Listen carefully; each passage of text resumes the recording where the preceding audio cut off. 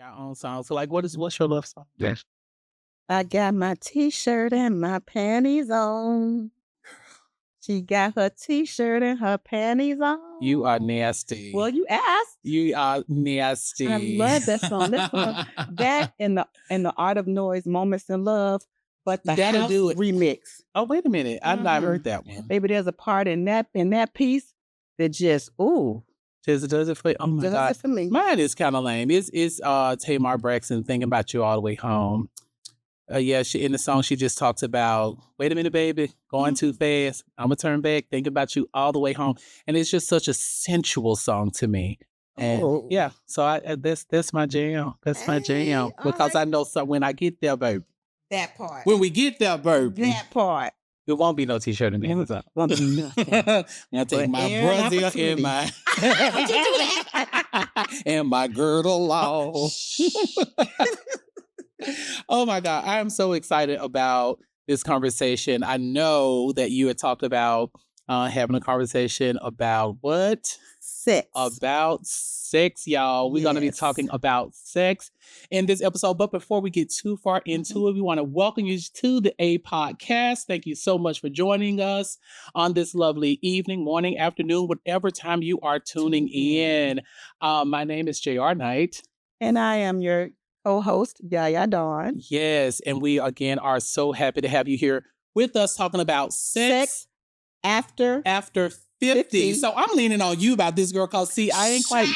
I done did it. So we leaning on each other. So we're gonna change that. It's not about sex after a certain age. It's just sex after aging. Sex after aging. Absolutely. Yes. And most importantly, we want to talk to y'all about like the things that we are not talking about when we're talking about sex. There's so many things we're actually not even discussing. Mm-hmm. Absolutely. So, let's get started. Let's do it, shall we? We shall. Okay. We shall. So, yes. When you're thinking about sex, sex, shall we say, what is the first thought that comes to mind when you're thinking about sex? That I'm not getting enough of it. And that's it. So thanks for tuning in to the show. We have more important things to do. No, seriously. I mean, while that is definitely a thought, being single, aging, and living with HIV. Yes. So that is a lot for a person to handle, to swallow, right? Yeah. And so when I think about sex, I mean, I'm serious when I say that I'm not getting enough of it, but also, I have to take into consideration a lot of things. I have to make sure that if I am going to have that sex, that I am, first of all, protecting myself. Yeah. Because there's more out here than HIV. Absolutely. Absolutely. And even though I'm undetectable, I can't transmit it sexually. Absolutely. Right? Absolutely. You equals you all day, every day. Exactly. But I can contract some other stuff. Absolutely, you can. So I have to think about that. And I also, I think about protecting my partner as well. I let them know, first off, that listen, I have a little something extra going on. However, I cannot transmit it to you, but just in case, have you ever heard of PrEP? Yeah. So I have conversations like that. So there, you have me thinking about PrEP. There was this statistic saying about 7% of PrEP prescriptions in Dallas in about 3 years ago in 2022, I believe, were for people between the ages of 45 and 54. Okay. Wow. That is interesting. It makes me think about like the uptake with PrEP being so low for people like our age. Yeah. And so, when we are thinking about like sex and engaging with people as people living with HIV, we are strongly wanting to protect ourselves. Definitely. But we also want to make sure that we are empowering our partners to protect themselves as well. And one of the things, although there are so many things, diseases and infections and STIs and all these things that can happen between people who make a decision to just join in the bedroom. Yes. PrEP being used as a biomedical effort to prevent HIV transmission with its high rate of efficacy is one of the things that we can empower our partners to consider. Most definitely. I was married at one time, and prior to us getting married, my then fiance asked me, "Okay, Yaya, what can we do to protect me?" And I said, "Baby, we're going to get you on PrEP." Because to be honest, although I am undetectable, because I have to take this medication every day for the rest of my life, I get tired, Yeah. And sometimes. Been there. Right. I mean, in the past, I have taken breaks, even though that is not recommended. Yeah. And I do not promote that idea, because when I got my labs done and it showed that I was no longer undetectable, that scared the life out of me. Oh yeah, absolutely. And I can imagine it like informing your sexual escapades as well, because like people 50 plus account to about 20% of new HIV infections. And you said HIV diagnoses. You said new. Yes. New. Yes. So that's telling me that people who are over the age of 50 are, well, we're having sex. That's obvious. But we're not protecting ourselves, and we're not educating ourselves. We're not empowering ourselves. It's okay to have sex. It's perfectly natural. It's awesome. But we have to, in today's society, we have got to be empowered. We have to be educated, and we've got to take the fear of taking a medication on a daily basis out of the equation, and start being proactive in our sexual health. Yeah. Right? Right. Absolutely. Okay. Absolutely right. So you surely have a burning question for me regarding sex, maybe. Do you? I don't talk about sex a lot. I really don't. So but I have a lot of questions. So go ahead. Okay. So like, I'm afraid to go on camera to ask these. Okay, questions. But we on camera, so I know. So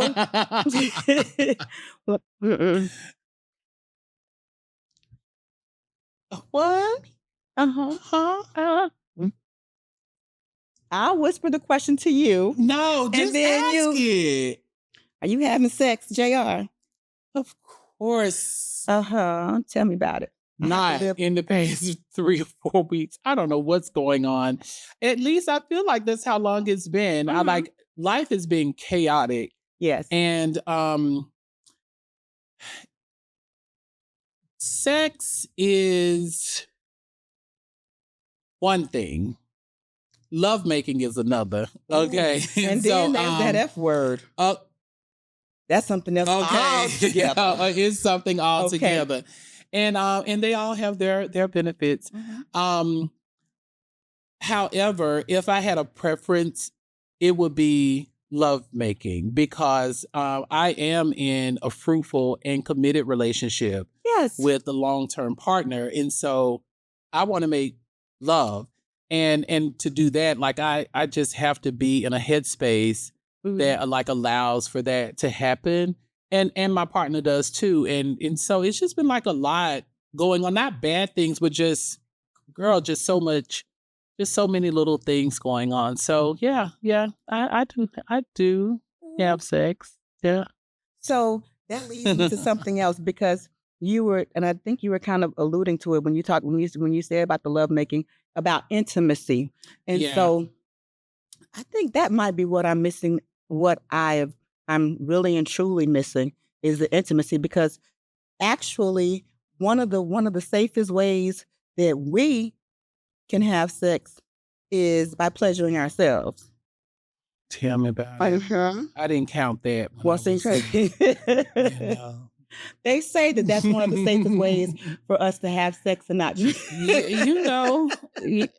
But I get tired for it, but like people need company. That part. Bob can only do so much.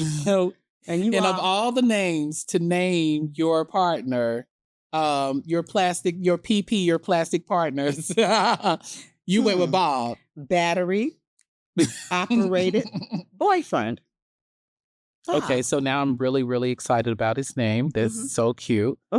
Yeah. So I have a question for you, Yaya. Go ahead. What do you consider to be the safest, when we think about safe sex or engaging in sex in a safe way? You know, we have this, what we say is our tool belt, right? What do you consider is the safest thing that someone can do when it comes to being sexual with another person? So for me, and this is for me, first of all, I believe that disclosure is the safest way. Letting my partner know my status gives them the opportunity to make a decision, right? And once they've made that decision, they're able to, if they're not knowledgeable, I get to educate them. I get to show them how much fun and how pleasurable having sex with Yaya can be. Okay. We'll talk about that in another episode. Okay, but because you got wrapped up in a thought. I did. And then, like I said, with my ex-husband, you know, I told him you need to get on prep.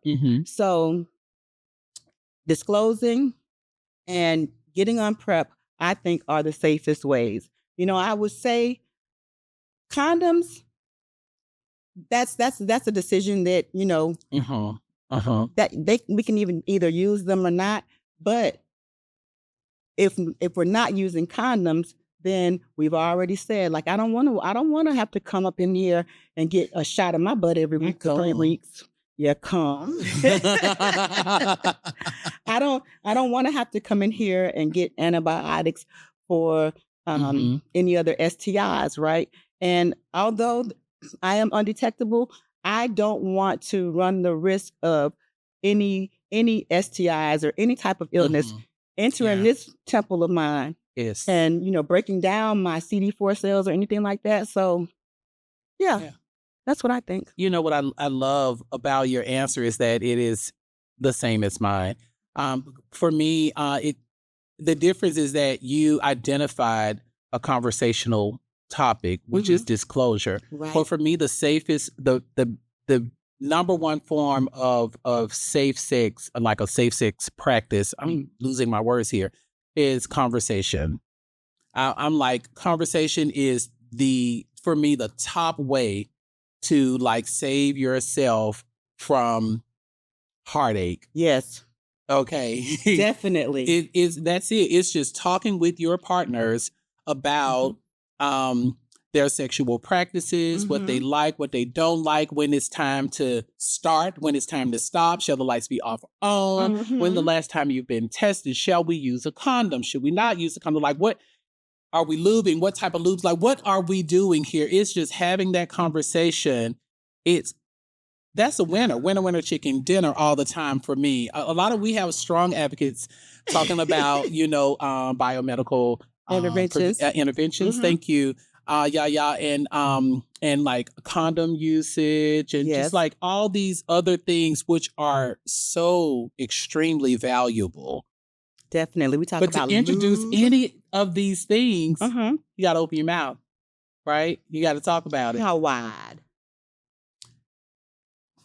Wider than that. Oh my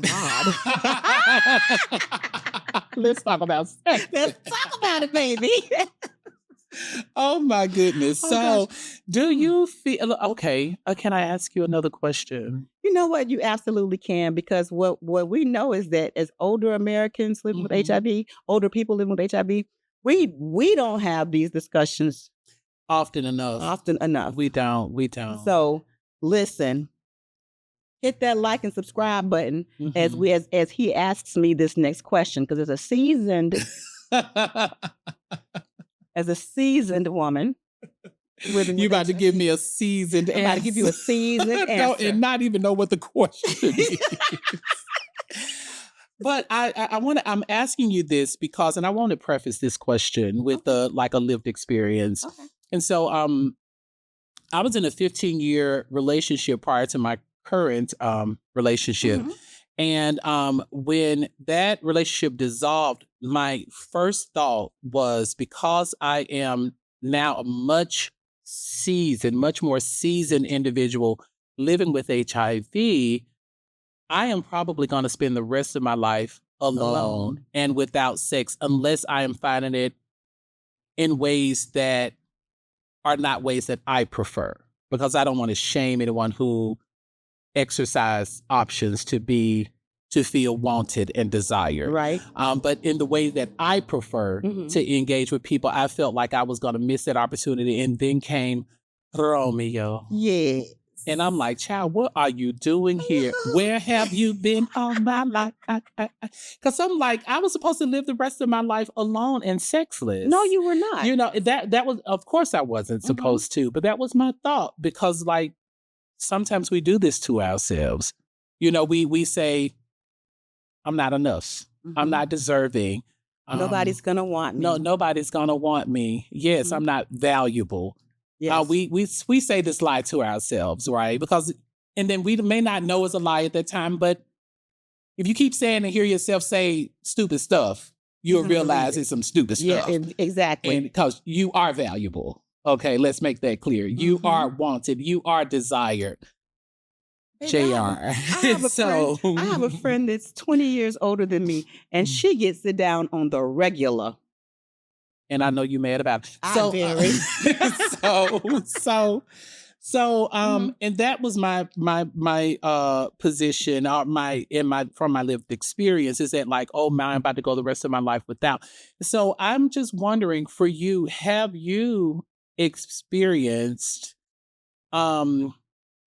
after diagnosis, if you can like think about it anecdotally, a decrease in just being able to be sexually free?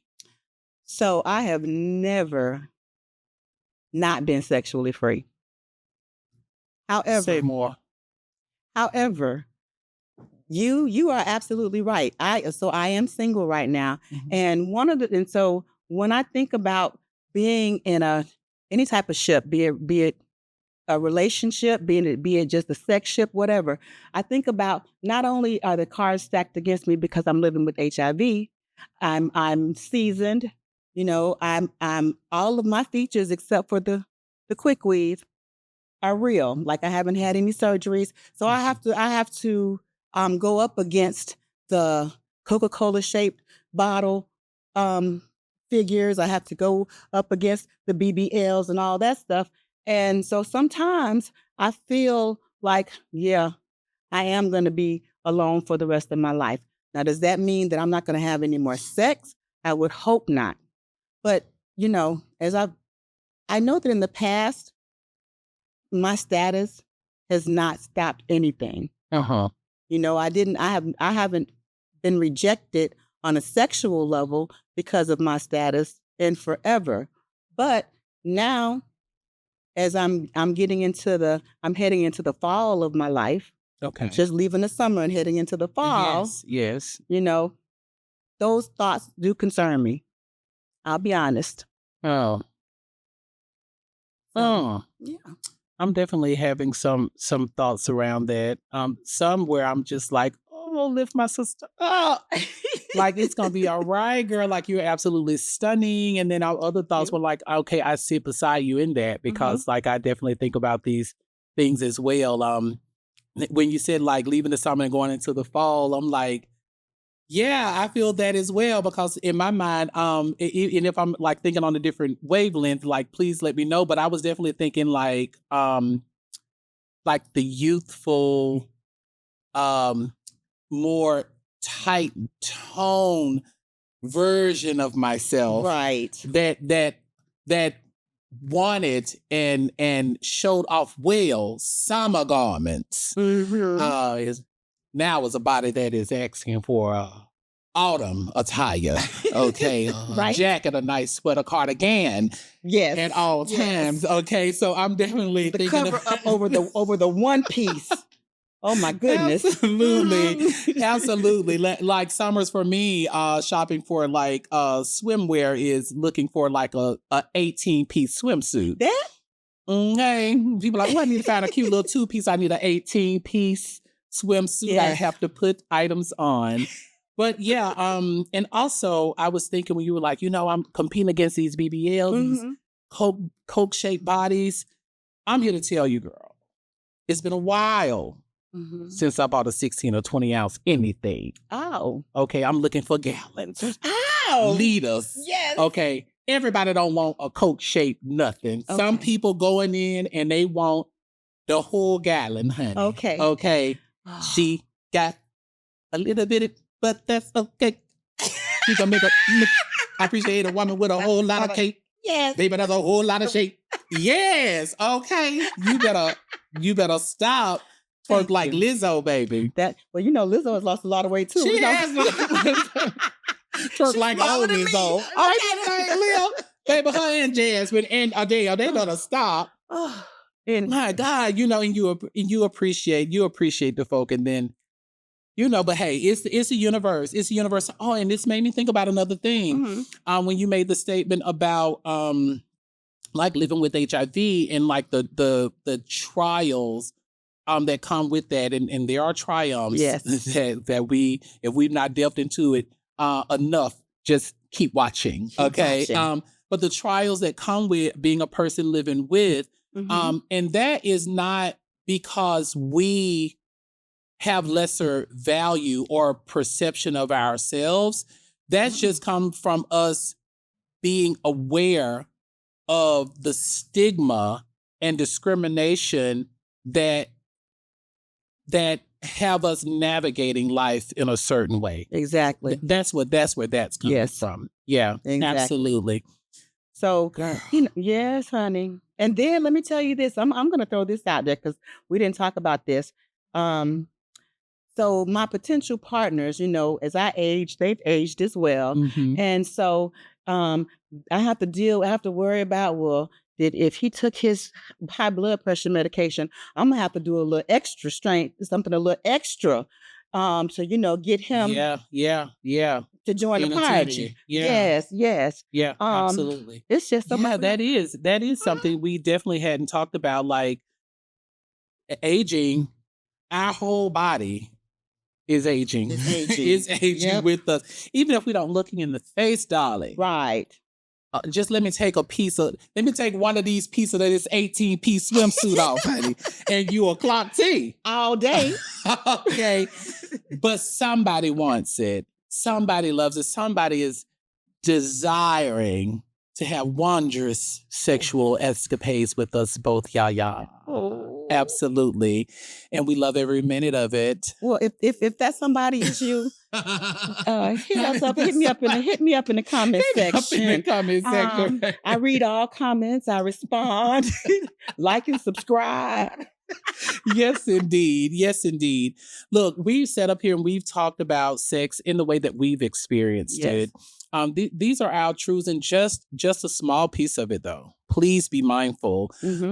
But we just wanted to share with you all that it's okay to talk about sex. It's okay to talk about sex. It's okay to have sex. It's okay to have sex. It's okay to want sex. Yes. To need it real bad in your life right now. It's okay to stop the podcast for a second to go and have some if you need to. And then come on back. And then just come on back for round 2. Yes. Okay. We want to thank y'all so much for joining us for the A podcast. We hope you had some fun, because I definitely had some fun learning about you, Miss Y'all Girl, with your t-shirt and your panties on. My t-shirt and my panties on. Listen, if you enjoyed this segment, again, hit the like button. Leave us a comment.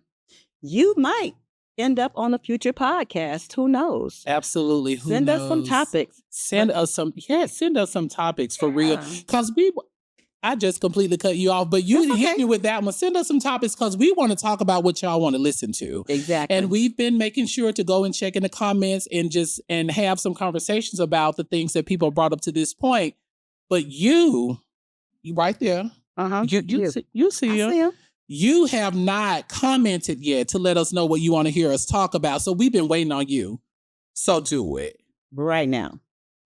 So until next time, and until we get your comment, check us out on the A. Is this how Noonday told us to do it? Yes, the A.